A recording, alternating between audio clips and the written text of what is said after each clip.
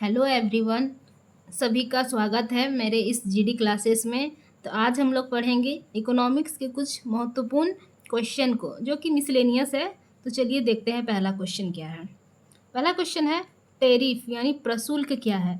तो यह एक प्रकार का टैक्स है जो किसी देश द्वारा दूसरे देश से आयात की गई वस्तुओं या सेवाओं पर लगाया जाता है।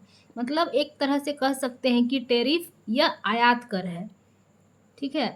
इसके बाद ये देखते हैं कि टैरिफ से किसको क्या लाभ होता है, क्या लॉस होता है, ये सब देखते हैं। तो देखिए, टैरिफ लगाने से जो प्रोड्यूसर है यानी उत्पादक है उसको प्रॉफिट होगा। वहीं बात करें उपभोक्ता की तो उसको लॉस होगा। इसके बाद टैरिफ लगाने से गवर्नमेंट का इनकम बढ़ता है। चलिए दूसरा नेक्स्ट क्वेश्चन है अदृश्य व्यापार यानी इनविजिबल ट्रेड। ये क्या संदर्भित करता है। तो यह सेवाओं का व्यापार इसको दिखाता है। याद रखना है कि अदृश्य व्यापार में वस्तुओं का व्यापार नहीं होता है बल्कि सिर्फ सेवाओं का व्यापार होता है। नेक्स्ट क्वेश्चन है विदेशी व्यापार में सरकार के अहस्तक्षेप की नीति क्या कहलाती है। वो कहलाती है स्वतंत्र व्यापार यानी फ्री ट्रेड। प्रति व्यापार यानी काउंटर ट्रेड, यह किस प्रकार का व्यापार है। तो यह व्यापार है बार्टर ट्रेड का यानी वस्तु विनिमय व्यापार। नेक्स्ट क्वेश्चन है अंतर्राष्ट्रीय व्यापार में राशिपातन यानी डंपिंग, यह क्या संदर्भित करता है। तो इसको जानते हैं डंपिंग क्या होता है। तो देखिए, विदेशी बाजार में चीज़ें सस्ती बेचना एवं अपने देश में यानी घरेलू बाजार में चीज़ों को महंगी करके बेचना, ये होता है डंपिंग। यानी ये होता है कि बाजार में अपनी पकड़ बनाने के लिए कोई भी देश दूसरे देश में सामान सस्ती बेचता है। जैसे कि एग्जांपल लेते हैं चीन का। तो चीन डंपिंग नीति को अपनाकर आज व्यापार में इतना आगे है। नेक्स्ट क्वेश्चन है वह दर जिस पर एक देश की मुद्रा दूसरे देश की मुद्रा में रूपांतरित होती है क्या कहलाती है। उसको हम लोग कहते हैं एक्सचेंज रेट। जैसे कि $1 अभी जैसे 88 रुपया है तो वह यही डॉलर जो रुपया में चेंज हुआ तो इसी को हम लोग एक्सचेंज रेट कहते हैं। चलिए देखते हैं नेक्स्ट क्वेश्चन क्या है।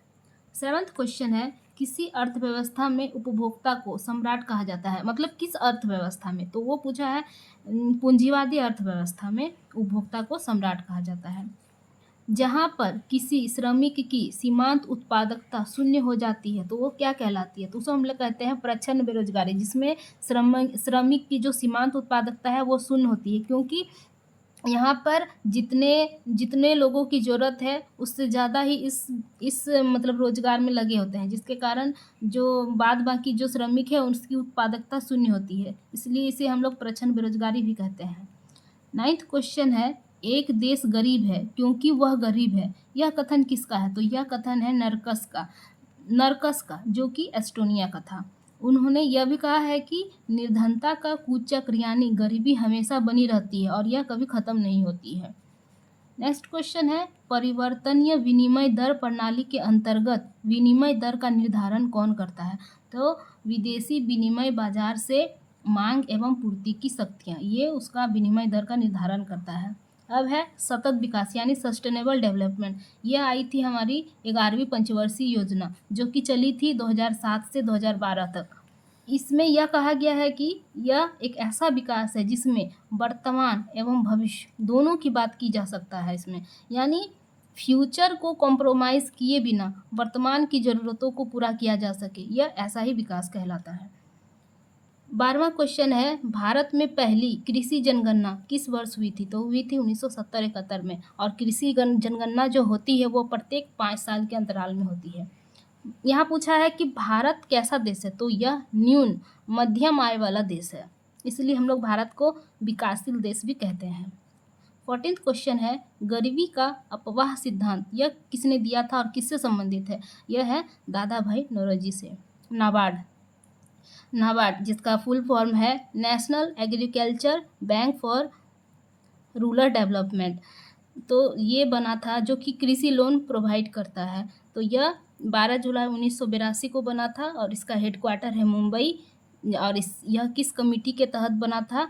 तो यह बना था शिवरामन समिति के मतलब कमेटी के तहत यह नाबार्ड का गठन हुआ था। Thank you.